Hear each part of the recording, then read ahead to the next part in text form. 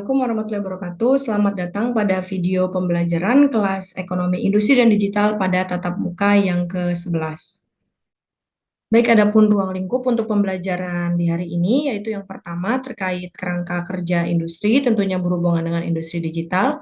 Yang kedua terkait kenyataan data digital yang sekarang ini terjadi, dan yang terakhir adalah smart city dan machine learning. Bagaimana pengaplikasiannya pada kehidupan sehari-hari sampai dengan ke dunia kesehatan ya. Lalu harapannya mahasiswa juga mampu memahami konsep kerangka kerja industri, lalu mencari data serupa terkait data-data industri yang aktual saat ini. Dan yang terakhir adalah memahami konsep aplikatif machine learning dan konsep smart city. Eh, Adapun teori yang saya kutip ya di sini dari digital Darwinism, di mana ketika teknologi akan berkembang jauh lebih cepat daripada peradaban manusia, dan manusia akan diminta untuk jauh lebih catchable dengan teknologi itu, day by day-nya akan semakin sering. Maka di sini dituntut kemampuan manusia yang mampu ya, yang mampu untuk mengaplikasikan teknologi-teknologi tersebut dengan mudahnya. Nah, adapun kerangka kerja industri yang juga terjadi ya saat ini yaitu terkait digitalisasi, integrasi secara vertikal dan horizontal di mana adanya hubungan antara suatu konsumen, distributor, produsen gitu ya untuk bagaimana mencukupi kebutuhannya sehari-hari dan memudahkan penjualan tersebut. Nah, terkait hubungan vertikalnya, bagaimana teknologi itu aksesibilitasnya mampu diprotek dari segi keamanan lah, dari segi mungkin legalitas, hukum, dan bagaimana menjaga dari kerahasiaan atau keabsahan dari suatu data. Nah, yang kedua ini terkait digitalisasi proses offering produk dan jasa, ini berkaitan dengan bagaimana digitalization of product and service offering. Kemampuan dalam suatu produksi mampu untuk menjawab kebutuhan masyarakat dan produk yang tercipta juga jauh lebih commonly used gitu yang saat ini digunakan sama masyarakat. Dan yang ketiga adalah koneksi dan kolaborasi, di mana koneksi dan kolaborasi ini mampu untuk memudahkan masyarakat dalam hal misalnya seorang produsen ya mengetahui apa sih yang sebenarnya dibutuhin sama masyarakatnya, dia akan mudah untuk menciptakan produk-produk yang sesuai dengan kebutuhan tersebut. Dan dia akan lebih mudah ketika dia berkolaborasi dengan perusahaan lain ketika memang dia tidak memiliki sumber daya atau ingredient dasar yang dia butuhkan. Tapi kalau misalnya dia mampu untuk menciptakan, sebenarnya dia tidak harus untuk berkolaborasi tersebut. Dan dari data analytical ini mampu untuk menjawab sebenarnya kebutuhan apa yang memang commonly used saat ini oleh masyarakat dan memudahkan masyarakat untuk menciptakan kebutuhan-kebutuhan tersebut gitu. Dan bagaimana kebutuhan itu akhirnya mampu diakselerasi dengan beberapa perusahaan-perusahaan yang memang kategorinya eh, perusahaan yang tahu tentang porsi bagaimana produksi itu sesuai gitu. Maksudnya dalam negara contoh menggunakan batas penggunaan polusinya, menggunakan batas dari segi penggunaan barangnya. Nah, ini harus diatur sedemikian rupa dan dari data analitik itu akan mampu menghasilkan keputusan ya, apakah memang produk ini layak untuk terus digunakan atau justru malah bisa dibilang mengancam nih untuk kesehatan atau mungkin perkembangan suatu bangsa. Kemudian di sini dikategorikan dunia akan semakin menjadi digital ya. Apapun yang sifatnya bisa didigitalisasi, ya karakteristiknya digital itu akan seperti itu. Dan kebutuhan sehari-hari aspeknya ini akan terjawab oleh digitalisasi tersebut.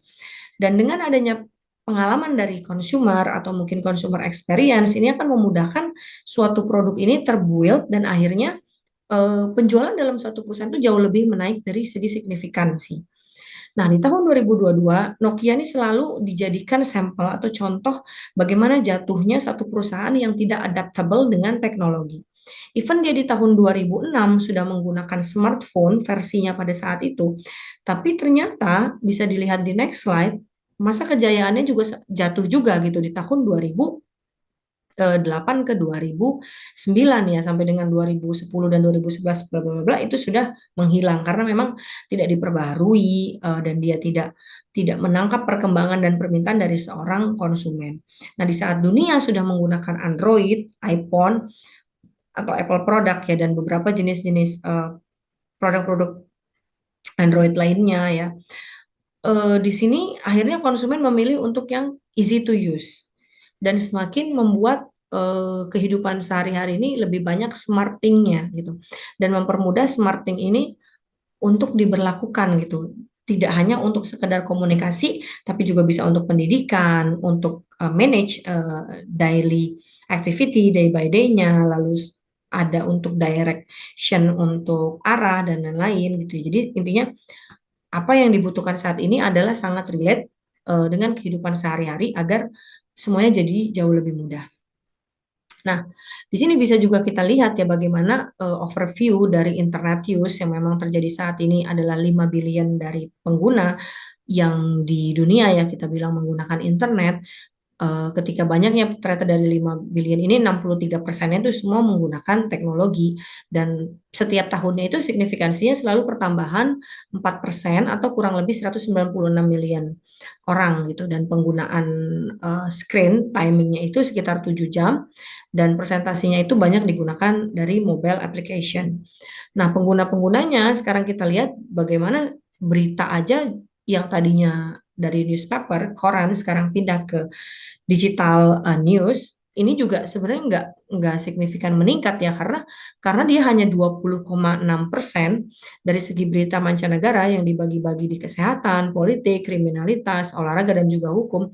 Tapi jauh lebih besar ketika smartphone atau mungkin elektronik yang sifatnya Internet of Things itu digunakannya untuk menonton, dengar musik dan juga olahraga. Dan untuk di Indonesia sendiri penggunaan terbesar adanya di Pulau Jawa ya, jadi sekitar 65%. Jadi kalau dirata-ratakan dari seluruh warga negara di Indonesia ini ada 86,3 juta yang daily use-nya of internet. Nah, untuk pandemi COVID-19 teknologi ini memudahkan untuk seginya penjualan. Ada beberapa barang yang akhirnya lahir terjualnya dibangunnya dari platform-platform digital kayak masker, hand sanitizer, storage manage untuk apa itu alat-alat kesehatan gitu ya. Terus kalau untuk dari segi makanan minuman ini jauh lebih melejit lagi karena yang sifatnya instan kita bisa beli dari online dan sangat memudahkan konsumen untuk membeli tanpa harus datang ke lokasi tersebut.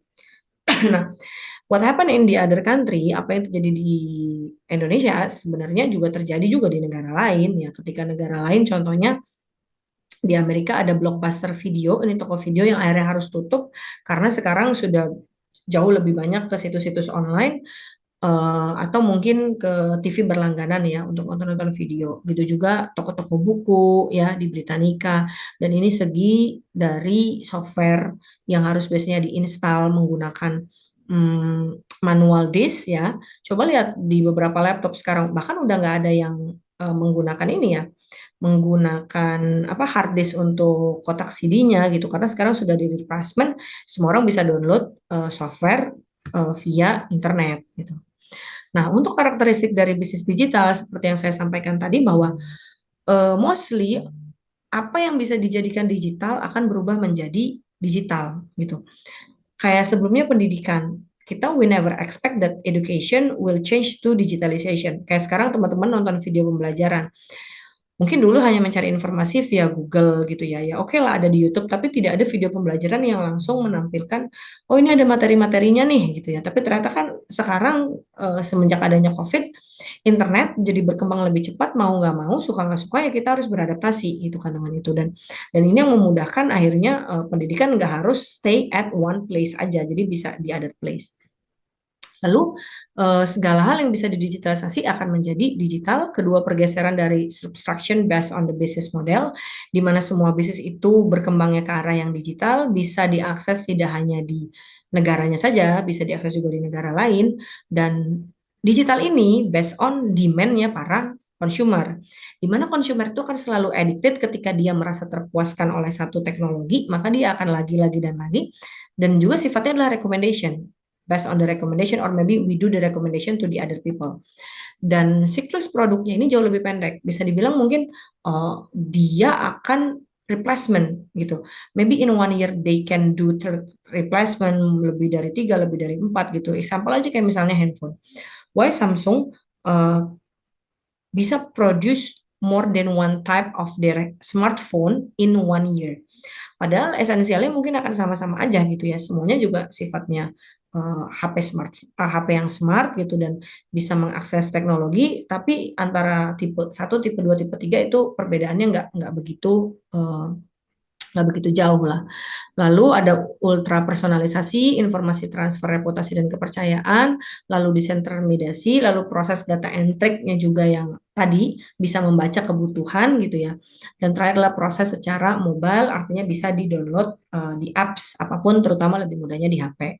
Contohnya adalah Airbnb, kayak kita nggak pernah berpikir bahwa oh suatu hari rumah itu bisa juga disewakan gitu dalam bentuknya kos-kosan, bisa seperti hotel, bisa seperti apartemen. Mungkin kalau sebelumnya kita cuma berpikir, oh paling cuma di hotel aja nih gitu, atau mungkin harus membangun rumah kos-kosan, tapi enggak. Nowadays, rumah tempat kita tinggal aja kita bisa masukin ke application, dan applicationnya ini enggak hanya di negara kita, bisa juga di negara lain di-download orang, dan jauh lebih banyak gitu konsumen penggunanya. Ini menurut teori Schumpeter yang juga saya sampaikan di minggu kemarin, bahwa inovasi untuk kewirausahaan ini mampu untuk bertahan dalam suatu industri, dan dari sisi psikologi manusia, yang memang sangat membutuhkan teknologi untuk kebutuhan mereka sehari-hari. Jadi ini motifnya adalah pemenuhan dari kebutuhannya si konsumen, dan inovasi itu jauh lebih menjawab itu semua gitu. Nah, untuk IoT segmen di mana beberapa industri-industri ini yang memang sangat catchable ya terhadap teknologi. Contohnya aja di sini ada connected industry, smart city, smart energy, connected car, dan lain-lainnya, bahkan sampai ke sisi agriculture dan juga business supply chain. Ini detailsnya negara-negara yang mostly banyak penggunanya ada di Amerika. Contoh lain lagi ada yang namanya Matt Pepper dan juga Zora. Jadi Matt Pepper dan juga Zora ini dia ada di Belgium, di mana robot ini yang dapat menggantikan perannya si suster. Tapi nggak semua apa ya, nggak semua peran lah gitu. Ada beberapa aja gitu. Contohnya kayak untuk perawatan, take care kebutuhan seorang pasien yang dirawat, tapi untuk mungkin masukin jarum infus, obat dan lain-lain tetap human gitu ya. Atau di sini dia jadi pemandu senam di panti-panti jompo gitu. Sehingga bisa dengan adanya contoh ini ya bisa mendukung yang namanya smart city. Jadi smart city itu bukan hanya kota yang banyak pengguna internet atau akses internetnya yang baik, tapi semua aksesibilitasnya ini dan elektabilitasnya sudah menggunakan kalimat-kalimat smart city dan komponen dari smart teknologi, or maybe based on the education yang smart atau berhubungan dengan teknologi tersebut lah intinya gitu. Kayak nggak cuman dari segi apa ya internet, tapi ini dari kendaraan umumnya ya. Kayak contohnya di MRT itu kan dia kalau kita naik MRT akan ada tertulis ya jadwal jam sekian itu kereta akan sampai. Nah, itu juga udah termasuk ke dalam kategori smart mobility. Terus smart building juga ya bisa mengakses tadi contohnya beberapa fasilitas-fasilitas yang based on the apps store atau mungkin mobile store, smart retail juga, dan smart energy adalah untuk menghemat bagaimana energi tersebut bisa tergunakan dengan baik sampai dengan smart care.